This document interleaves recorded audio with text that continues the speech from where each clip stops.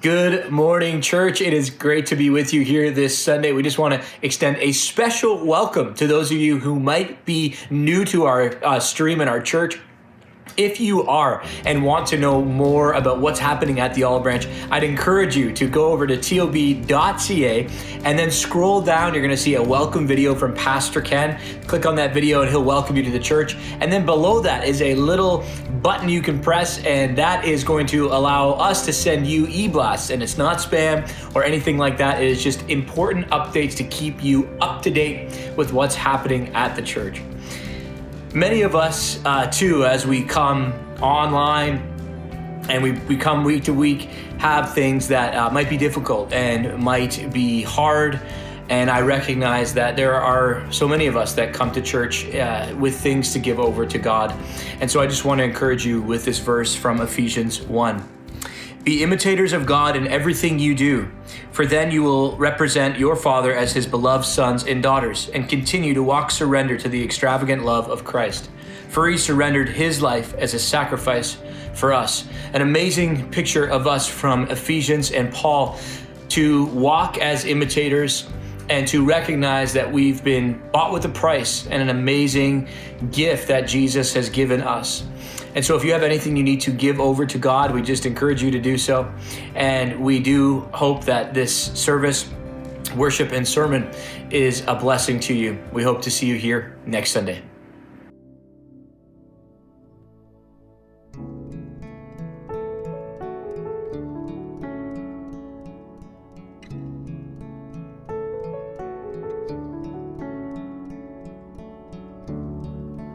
Walking around these walls, I thought by now they'd fall, but you have never failed me yet.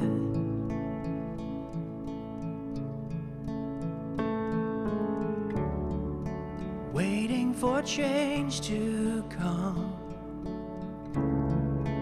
knowing the battle's won,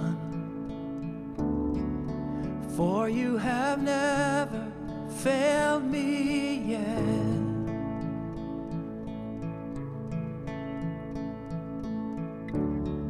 Your promise still stands, great is your faithfulness, your faithfulness. I'm still in your hands, this is my confidence, you've never failed me yet.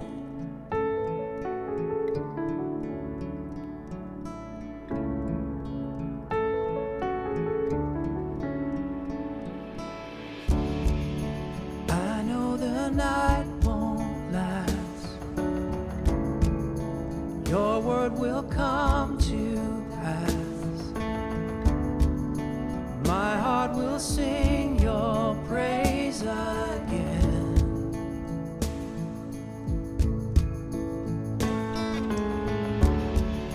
Jesus, you're still enough.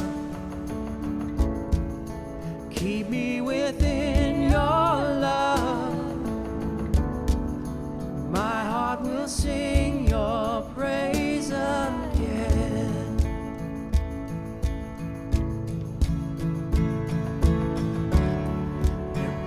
Still stands, great is your faithfulness, your faithfulness. I'm still in your hands, this is my confidence, you've never failed me yet.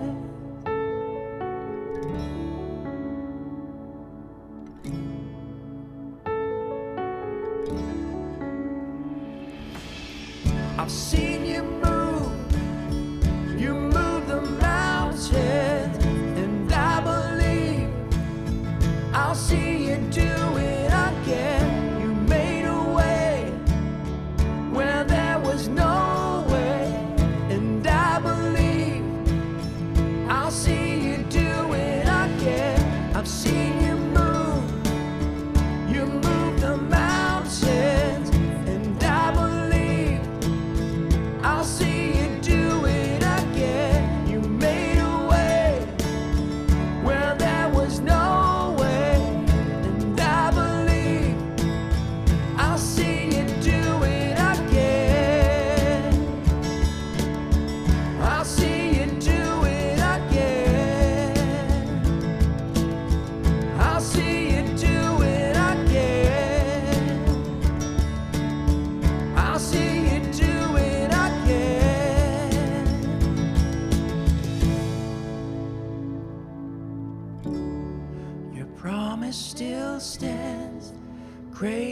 your faithfulness, your faithfulness. I'm still in your hands. This is my confidence. You've never failed me yet.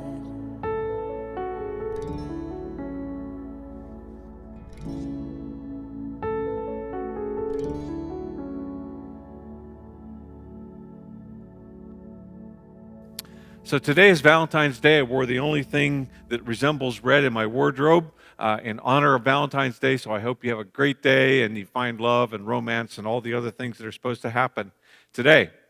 Started a new series today, and it's called The Gods Must Be Crazy. Actually, it kind of refers to what's going on right now in our culture, which is the whole thing with COVID. As you know, back in March of 2020, everything changed, went down in our world. How many of you remember what it was like BC? In other words, before COVID. Oh, that's right, I can't see your hands out there. But this crisis, it moved from China in December of 2019 to Italy and then made its way to Canada. And by middle of March of 2020, it had shut pretty much everything down.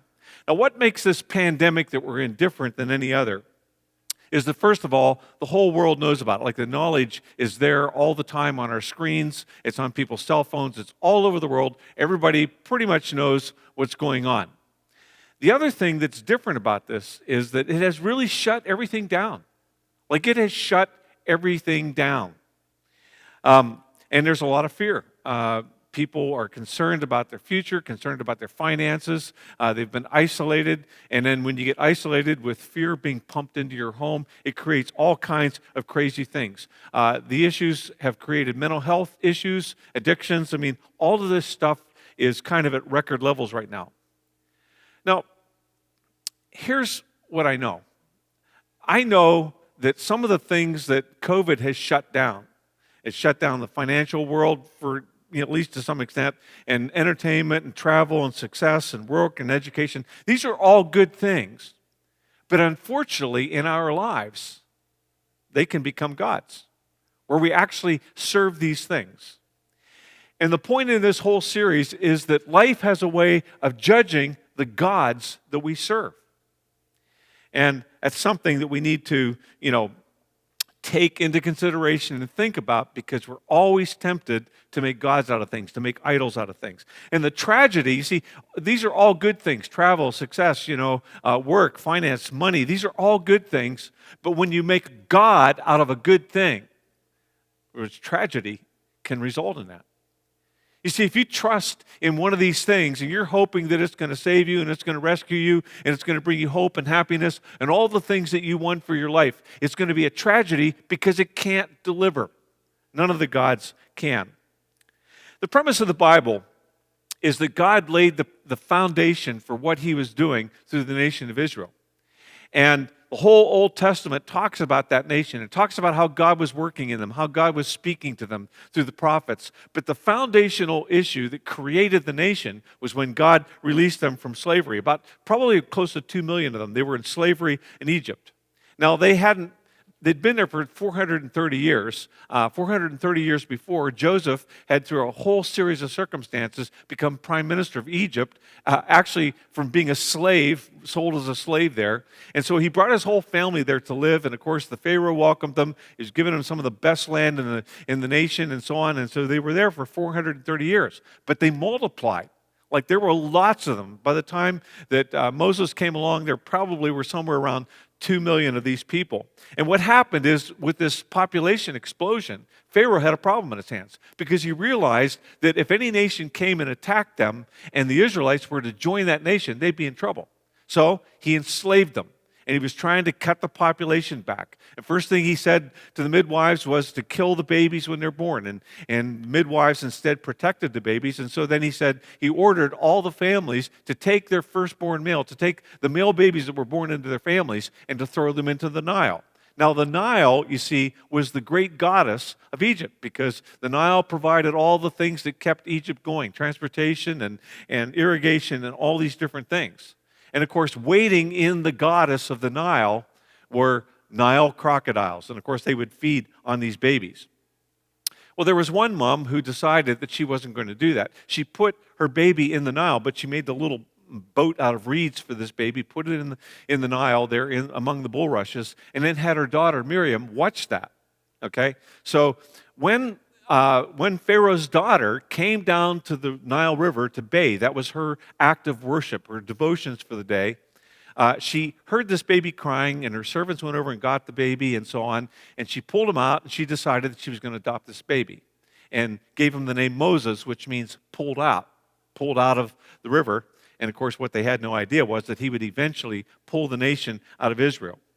Now, Moses grew up in the palace. So in the first 40 years of his life, he had the best education that anybody could ever have back in that day. Leadership, 101, 202, 303, 404. I mean, he got it all. The problem was that when he was around 40, he decided that maybe God was calling him to rescue the people of Israel, and he decided he was going to do it on his own. So he went out, saw an Egyptian slave master, beating actually one of his relatives, and he killed him, and it says he looked this way and that and buried him in the sand. He thought it was all over with until Pharaoh found out. And of course, he had to leave. He was exiled into the desert. So he's thinking to himself, my life is over. I'm not going back. I can't, rescue my people. I can't do anything like that. What he didn't realize was that for the next 40 years, he was getting a different kind of education. And it was desert survival, 101, 202, 303, 404, something that he was going to need to lead the people out. Now, after this 40 years, Moses had totally lost his self-confidence, which is what God needed to happen because he couldn't do this on his own. But God reaches out to him and calls him to take these people, to lead his people out of slavery. And after, a bunch of excuses about why he couldn't do it and everything like that, then God finally got him to do what he was supposed to do. What is crystal clear here is what God knows, that God, the one who created everything, is involved. This is what God says to him. He says, I've taken a good long look at the affliction of my people in Egypt. So he sees it, okay? And we're going to get into this a little bit later. The little g gods turn us into takers. God gives, and he turns us into givers. So let's move on to the next one here. The wonderful pictures that I draw for everybody's consumption, okay? He says, I've seen what's going on there. I see their affliction. I've heard their cries for help. I've heard their cries for deliverance from their slave masters. I know all about their pain. He knows. And now I've come down to help them and to pry them loose from the grip of Egypt and get them out of that country and bring them to a good land with wide open spaces, a land lush with milk and honey. So Moses heads back to Egypt along with his older brother Aaron, who meets him halfway. He's going to be Moses' mouthpiece. And as much as God loved his people, they really didn't know him. Now, they'd heard all the oral tradition, which is what happened back then, so they knew about Adam and Eve, and they knew about Abraham, and they knew about Isaac and Jacob, and so they knew all the stories, but they really didn't know God. And so when Moses showed up, and he said to them, he says, I've been in contact with the God of Abraham, Isaac, and Jacob, the God of our forefathers. They're saying, like, what? We don't really know him, because they hadn't heard much. God had been silent all those years. But after showing them the signs that God, their God, Yahweh, as he had revealed himself to Moses, I am that I am, had given him, well, then they started to believe, okay? But those signs didn't work with Pharaoh. So Moses and Aaron go, and they basically say to him, God wants you to let the people go. And so his response is very predictable. It says, who is this God that I should obey him? Well, who does he think he is? Now, he shouldn't have asked that question because then God had to show him who he was. And that's what you see in these next pages. Now, one of the recurring phrases in this story, right up to the final judgment, is God hardened Pharaoh's heart. And what this isn't saying, okay, is that, Pharaoh would have done this, but God made him unwilling and kept on pounding him and pounding him and pounding him. That's not what it's saying. It's saying that God let him take his own course. God let him do what he wanted to do.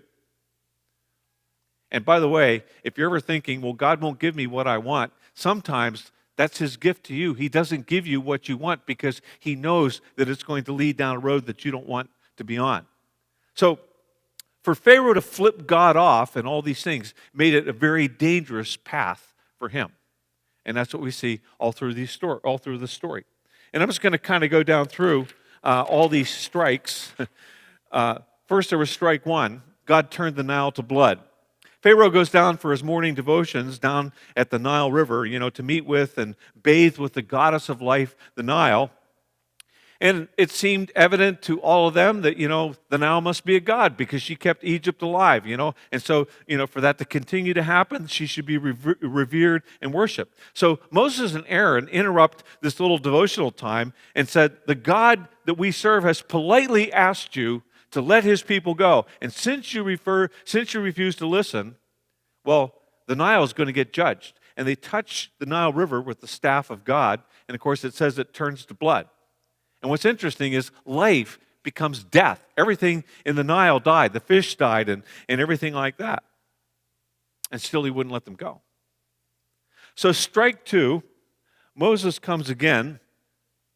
And this time comes about an infestation of frogs. Now, the frogs were revered in Egypt as gods, basically, because they can thrive in and out of water. And I don't know, obviously the pyramids say something about their reverence for the afterlife and so on, but they were obsessed with it. And so anything that could survive in water and out of water, man, had their respect. Now, I like frogs, okay? I've spent half my life when I was a kid catching them, taught Sophia, my granddaughter, how to catch them. One time when we were on vacation out near Peterborough as a kid, I had these 3 huge frogs in this container. And so they were in there fixing lunch. The women were in there fixing lunch and so on. So I brought this container in, and these frogs burst out of the lid of this container, and they hopped across the salami and the bologna and the bread and the potato salad and everything. Now, frogs are nice, okay? But you don't want them jumping and getting their slime all over what you're about to eat. And it says here that these frogs were everywhere. They were in their bed, they were in their bread dough, and everything. So Pharaoh begs Moses, and he says, get rid of the frogs, and you can go. So Moses did, and of course, he broke his promise. So you can imagine what it was like, when these frogs all died. It says they raked them into piles. Can you imagine living next to a big pile of dead frogs, okay? I know what dead frogs smell like, and you don't want to have them next to your house. So, Pharaoh still blew them off.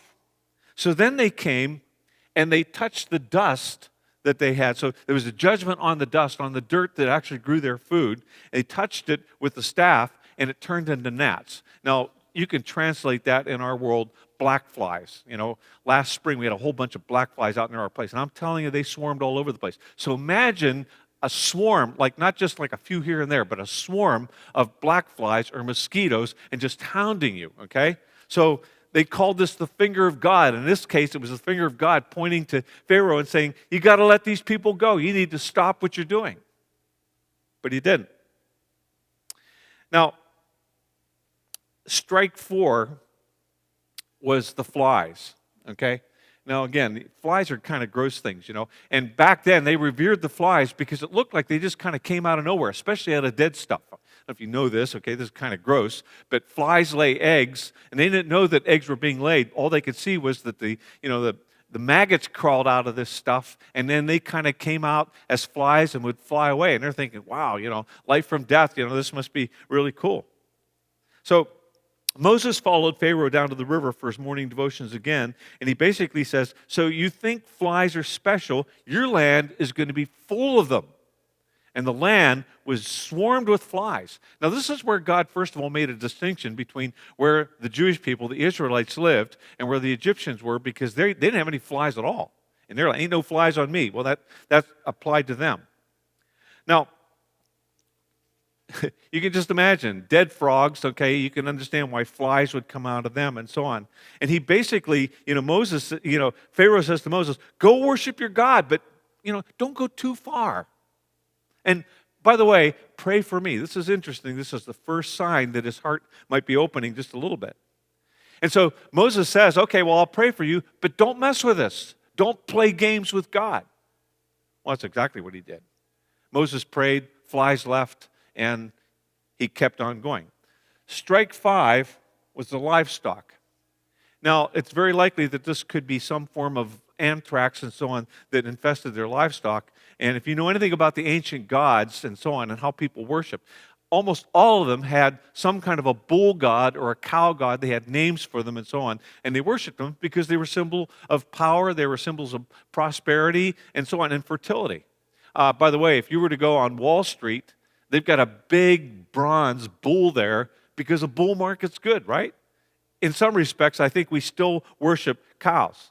And God's message to Pharaoh was basically, instead of worshiping glorified hamburgers, you got to worship the one who made it all. But he didn't. He wouldn't budge. Strike 6 had to do with their appearance. It says that Moses and Aaron took a little bit of soot from a furnace and threw it into the air. And it says that the boils appeared on everybody. Now, again, this is really, really gross. But if you know anything about the Egyptians, you know that they were really into their appearance. It said that the magicians wouldn't even come up before Pharaoh because they were covered with boils. They looked ugly, okay? Festering boils. Appearance. By the way, we don't serve that God here in North America at all. Appearance is not a big deal to us, but it was to some extent back then, right? Not so much. Strike 7, God turned rain to hail. Now you have to understand, you live in an arid country like Egypt or Israel today or pretty much any country in the Middle East, and rainfall is a big deal because you don't get that much of it. And so they worship, over there they worship, the weather gods, and you find in the Old Testament that many times people would be worshiping Baal up on the high places, and he was basically the weather god. You worship him and you get the rain, you manipulate him to give you the rain that you need when you need it, and to give you, the good weather to basically harvest all your grain. So turning rain to hail was, again, taking something that's life-giving and turning it into death. Now, this wasn't just like your ordinary hailstorm, that, put some ice pellets on your windshield wipers and stuff. This was a horrible storm. And it came with lightning and wind and everything like that. And these hailstones, it still happens occasionally in our world today, but these hailstones would probably be more like the size of your fist, maybe bigger than that, because it says clearly that when they hit the workers in the field and when they hit the livestock, it killed them and it stripped everything. Now, this seems to get to, Pharaoh, and he says this. He says, "This time I have sinned," he said to them. "The Lord is in the right, and I and my people were in the wrong." Hello, a lot of his people have just been killed. The hail has basically destroyed all the crops and destroyed their buildings. And he says, "Pray to the Lord, for we have had enough thunder and hail. I will let you go. You don't have to stay any longer." So Moses agreed. Moses prayed, interceded on Pharaoh's behalf and on Egypt's behalf. And then, of course, he said, "No, I'm not going to do it." Strike 8 was locusts. Locusts, if you know anything about Middle East and so on, and some of these countries that are there, or especially in Africa, this is a horrible thing to happen. We don't have them here. We have grasshoppers and so on. Locusts will come in, and they come in swarms. Like, it'll actually darken the sky, and they will actually eat everything in sight. You can actually hear them chewing, and they will, not only is it gross, they destroy all the crops. Now, basically, what the prophecy was, that it was going to fill every square inch of the land and would strip it bare. Now, at this point, Pharaoh's officials are saying, "Come on, enough already. Let them go." It says, "Let these people go so that they may worship their Lord as God." Hello, do you see what their Lord is doing to us? Do you not realize that Egypt is ruined? Well, Pharaoh danced with Moses for a little while, but then he just couldn't let go of his ego. And you have to understand, Pharaoh, you see, was worshipped as a god. He thought he was God. So if you're a god and you can't save your people and you can't save your crops and you can't save anything from this other god, what do you do about that? Well, if your ego's big, which his was, you just keep plowing through. And he did. Strike number 9 was darkness. We experienced this back in, 2003, when Toronto kind of went black and so on, and it was really hot, and the air conditioners wouldn't work, and we didn't have any electricity, and it was several days of darkness and so on. But this was like darkness all the time. Now, this is a big deal to them, you see, because they worshipped Amun-Re, which was the sun god. And so this was a huge deal in their culture. I mean, the sun is the one that, bakes your bricks so that you can build houses out of them. The sun is what, basically, allows the crops to grow and gives you a nice suntan in the summer and stuff. It brings warmth. So they worshiped the sun, Amun-Re. So to see the God that they worshiped punished like this and basically stopped, this was a big deal. And the darkness basically said, wouldn't it make more sense to worship the one who actually created the sun, along with the moons and the stars and everything else? But again, Pharaoh tried to play, let's make a deal with God, and when God didn't cooperate with him, Pharaoh threw Moses out of his palace. He says, you'll never see my face again. And Moses said, you're right, I won't. Strike 10 was the death of the firstborn. And this was the most terrifying plague of all, as you can possibly imagine. This is what it says in the actual account. So Moses said, this is what the Lord says, about midnight I will go throughout Egypt. Every firstborn son in Egypt will die, from the firstborn son of Pharaoh who sits on the throne to the firstborn son of the female slave who's her handmill, and all the firstborn of the cattle as well. And there will be loud wailing throughout Egypt, worse than there has ever been or ever will be again. But among the Israelites, not a dog will bark at any person or animal. And then you will know that the Lord makes a difference between Egypt and Israel. And all these officials of yours will come to me, bowing down before me and say, go, and you and all the people who follow you. And after that, I will leave. And then Moses, hot with anger, left Pharaoh. Moses is really ticked off, and his anger gets him in trouble a little bit later on. Israelites were told to kill a lamb, and they were to smear the blood around the doorway of the house, and that would protect them. That's why they call it Passover. The death angel would pass over their house. And that lamb, you see, died so that they wouldn't have to. Jesus, remember, celebrated Passover with his disciples. He's called the Lamb of God, and he would go to the cross the next day, and he would pay the price of sin for everybody.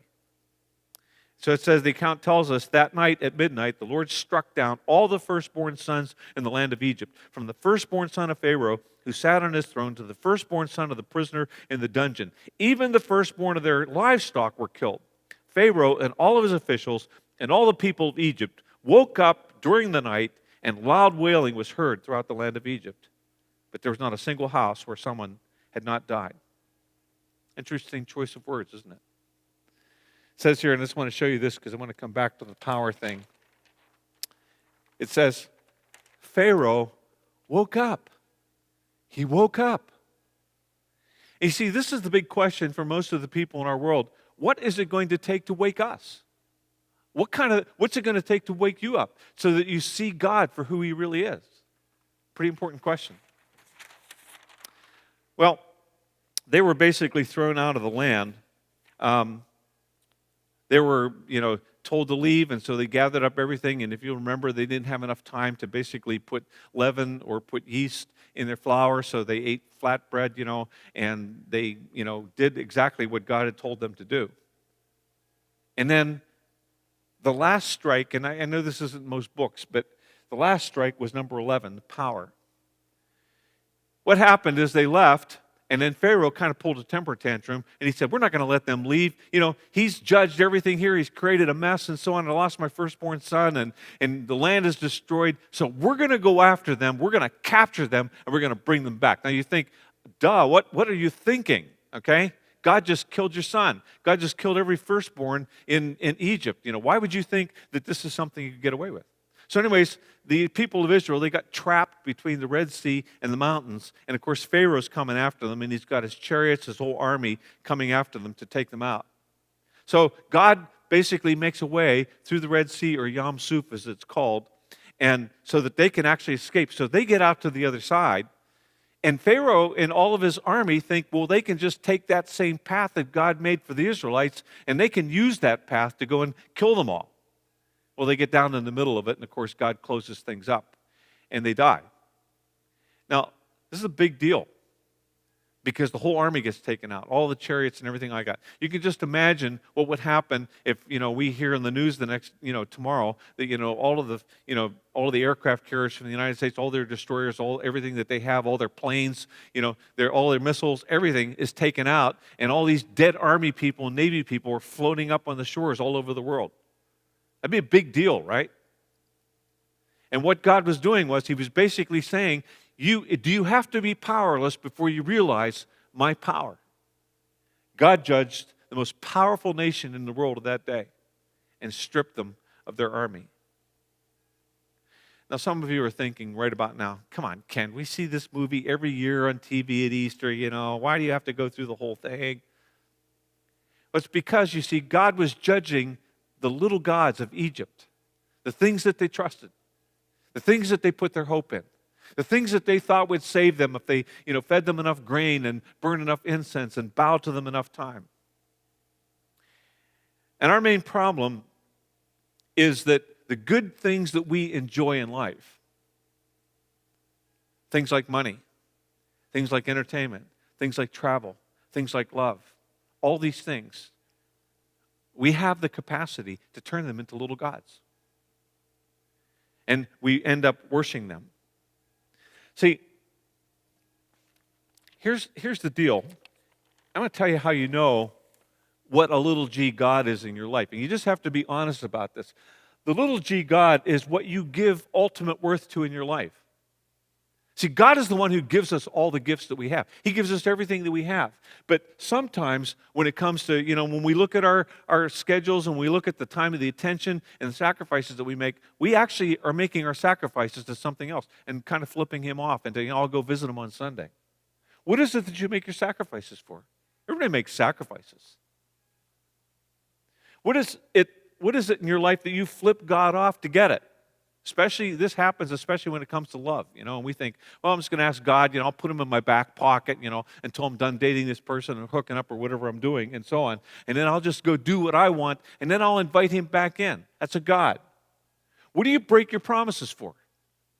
People break promises all the time. Sometimes they break promises for money. Sometimes they break promises when it comes to the person that they're married to. What do you break your promises for? Because if you break promises, you see, that's your God. What do you violate your conscience for? Now, we all know what happens when we do something that we know is wrong, and that basically, you see, we're doing that because it becomes a God in our lives. We enjoy a lot of things in our lives. We really do, okay?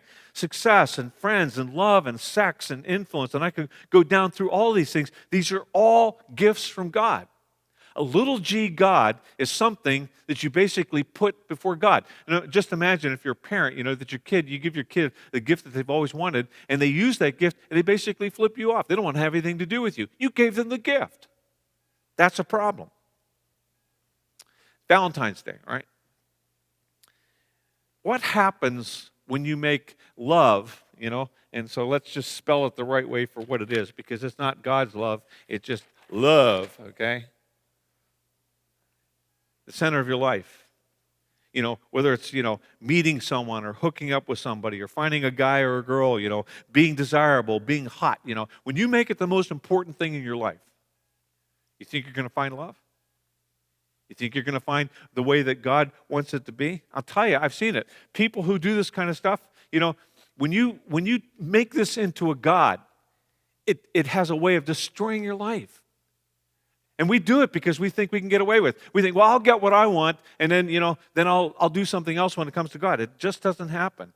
And the culture's twisted version of what God intended between a man and a woman is the goddess of love. And when our lives become about that, finding love, chasing love, being desired, being desirable, not only is it expensive and risky, it always leads to problems. It always ends badly. You know why? I'll tell you why.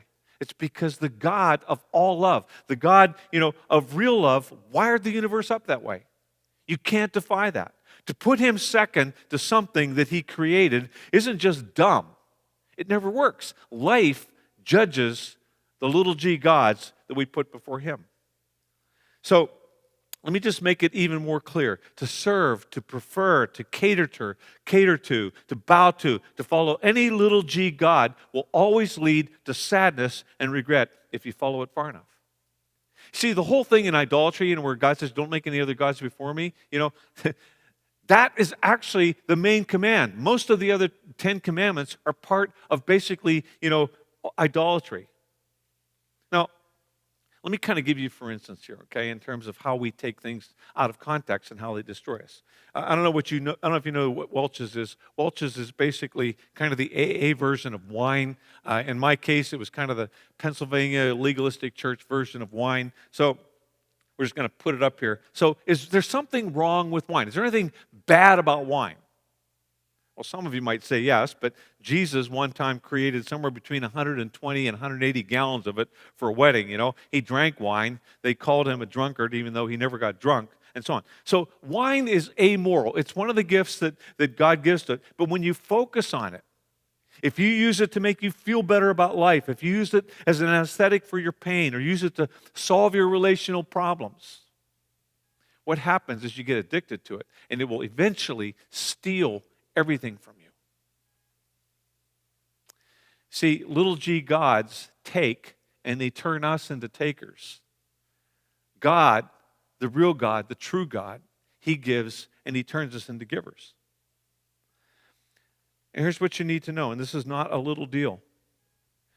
What this is really about, what this whole thing of little g gods and idols and everything around, this is a life and death struggle for your soul. Because if you don't trust in God, you will trust in something else. And I'm telling you, it will leave you high and dry, and eventually it'll lead to slavery. You've seen the hook before, right? Big hook. This thing, something else, when you put it in charge in your life, when you make it into a little g God, has a hook in it, and it will lead you into slavery.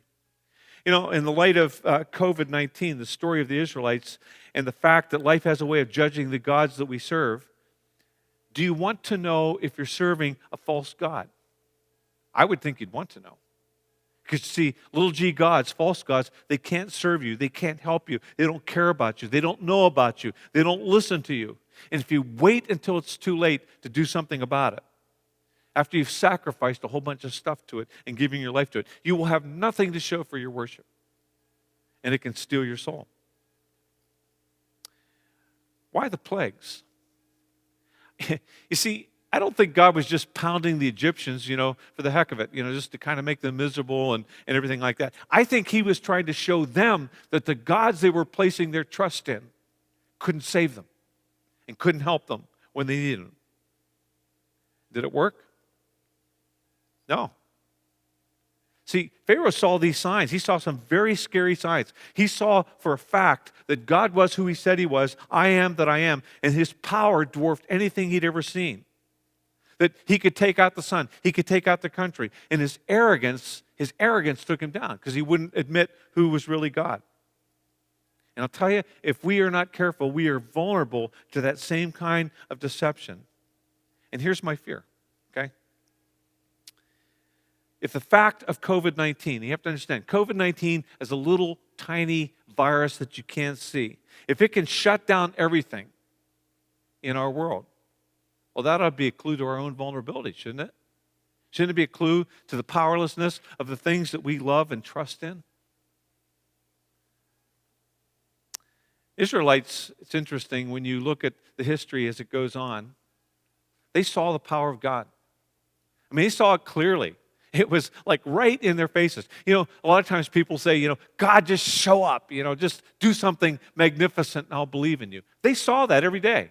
They saw God judge this nation. He saw Him pound, the people into submission. They saw Him humble the most arrogant person on the planet in that day who thought he was a god. And yet, they get out in the wilderness, and they did the happy dance, on the other side of the Red Sea and experienced Passover, and they celebrated, when Miriam did her tambourine song and stuff, and they liked that song. And so Moses goes up to the mountain, Mount Sinai, to get further directions for them and so on. The second command of which, the first command and second command are basically, have no other gods before me, don't form any idols. So while Moses is up there, hearing from God about what's next and so on, you know what happens? They took the gold and the silver that God had literally given to them from the Egyptians, And they handed it all to Aaron, and before it even cooled off, you see, they had Aaron hammer it into something, in the shape of a bull, in the shape of a cow. As the psalmist says, a cow that eats grass. They're worshiping a cow that eats grass. And that's what Moses sees when he comes down from the mountain. And it says 3 things about us. We have poor memories. God shows up in our lives and he does magnificent things, and then we just forget about it. We sometimes forget about him. Second thing is that little g gods have a powerful hold on us. We're going to be talking about this in a future message, where Joshua basically challenges. He says, so who are you going to serve? You're going to serve the gods, that Abraham's parents served. You're going to serve the gods of Egypt. You're going to serve the gods around you. You're going to serve the God who has everything, holds all the power. Which one are you going to serve? Little g gods have a powerful hold on us. And then the third thing is that you can hammer just about anything on this planet into a god. It could be a car. It can be a house. It can even be your kids. You can even make the Bible your God, which is what basically the Pharisees did. And where they basically, they had the Bible and they worshiped it, and basically they used it to prove that they were right and Jesus was wrong. You can hammer almost anything into a God, but you have to be careful because it can't save you. Now here's the deal, okay? I love God and I worship him and I try to talk to him throughout any given day. But you see, I too have to listen carefully because I don't always get it right. I miss things. I miss signs. But I do know this. Clue phone is for me. The clue phone is for you, and you need to pick it up. If a tiny virus can take down, and capture the attention of a world and basically take down just about all the stuff that we're connected to, and by the way, it looks like we might be headed into a whole third wave of this thing. You've got to be careful what you serve. Now, there's something I know. I know, first of all, that God didn't cause it. We did, okay? So this wasn't his deal. He didn't smite the world with the virus. But he's always trying to teach us if we'll listen. And what he's basically saying to us is, take the gifts that I've given you, enjoy them, but don't worship them. Don't trust them because they're vulnerable. Is money going to get us out of this? Money going to save us? It's the most worshiped God in the world of our day. Make things right again? Actually, money's part of the problem, isn't it? How about power? Well, we've actually lost power. What about success? Like, is success just marching right on through this? Not so much. What about entertainment? Think entertainment can solve this problem? Get enough baseball games, hockey games, football games, it can solve this? What about the government? What about science? They come up with a virus. That's great. But it still continues on. Psalm 23 has a great test for all little g gods. And if you think, money is a big deal, if you think appearance is a big deal, if you think love is a big deal, if you think science or government or education or something like that is a big deal, Psalm 23 talks about this. And what it basically asks is, can your shepherd do it for you? He goes through the 23rd Psalm, He says, I have everything I need. Can your shepherd bring you contentment? A little less shepherd, a little g God. Does your shepherd, watch over you during the night while you sleep? Give you peace, like genuine peace? Is there a little g God in this world pantheon, that comes looking for you when you screw up and you do some really awful stuff and you need to be brought back? Does your shepherd do that? In these confusing times, does your shepherd know which way to go? Like when you get down to the T in the path, and both paths look the same. Does your shepherd know which way to go? Does your shepherd, any little g gods out there, you see, that can walk with you through the darkness and take away the fear? Does your shepherd, little g God, does it, prepare the way ahead of you? You know that it's all okay because, your little g God, whether it's money or whatever it is, has already been there. It help you that way?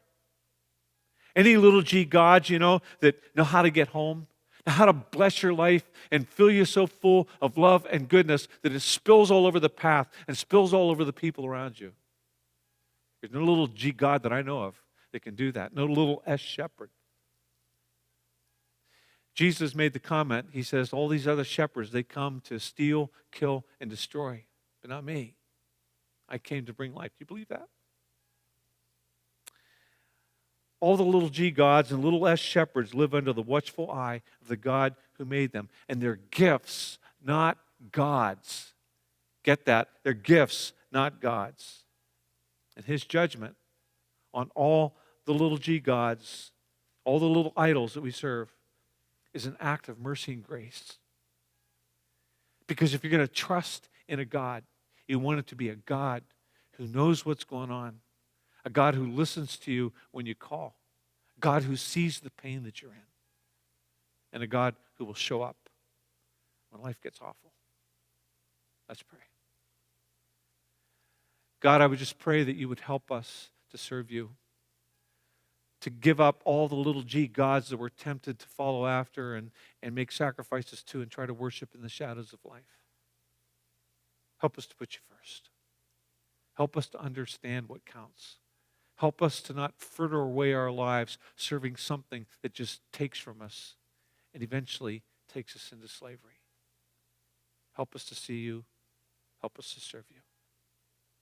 Amen. We're going to worship now, and then I'll be back.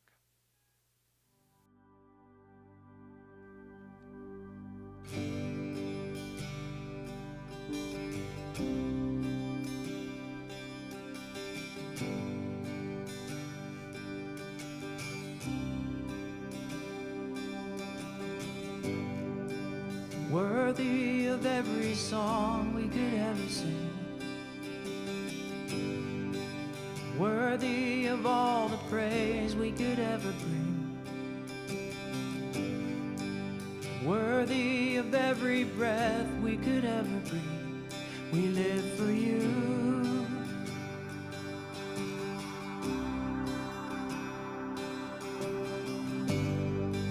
Jesus, the name above every other name. Jesus, the only one who could ever save. Worthy of every breath we could ever breathe. We live for you. We live for you. Holy, there is no one like you. There is none beside you. Open up my eyes in wonder. Show me who you are and fill me with your heart and lead me in your love to those around me.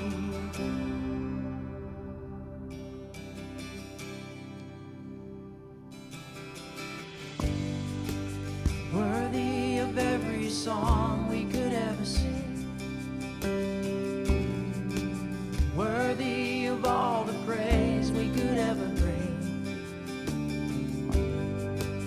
worthy of every breath we could ever breathe. We live for you.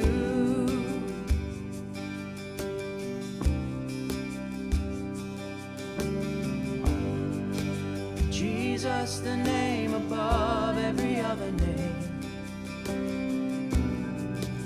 Jesus, the only one who could ever save. Worthy of every breath we could ever breathe. We live for you. We live for you. Holy, there is no one like you. There is none beside you. Open up my eyes in wonder.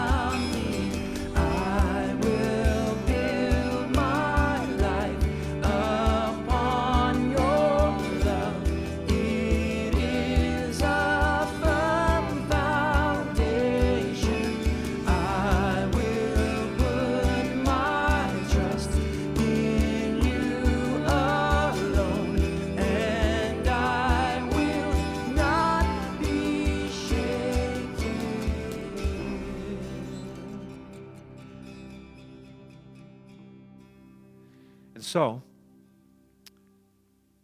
the question I want to ask you and I want to leave you with is, if there's something on the fringes of your life, and it's pretty important to you, is it a God? Is it something that you're following? And is it taking you down a wrong path? May the God who knows the way before you, may the God who knows you and sees you guide your way, give you strength, and help you to come through this time that we're in right now, this BC time, this COVID thing that we all find ourselves enmeshed in. Amen. Good morning, Olive Branch family. Today I'm joined by Brian Reynolds, who volunteers and works with City Street Outreach. Brian, can you tell us what City Street Outreach is? Yeah, City Street Outreach was founded 11 years ago, and it's an outreach that's 100% volunteer run. We collect donations for food, clothing, and it's distributed every week across the GTA to people in need. Brian, can you give us a highlight about your time with City Street Outreach? Well, one of the highlights actually is from one of our volunteers here at TOB, Pete, that put a shout out at Christmas time to collect 200-300 toys across the GTA.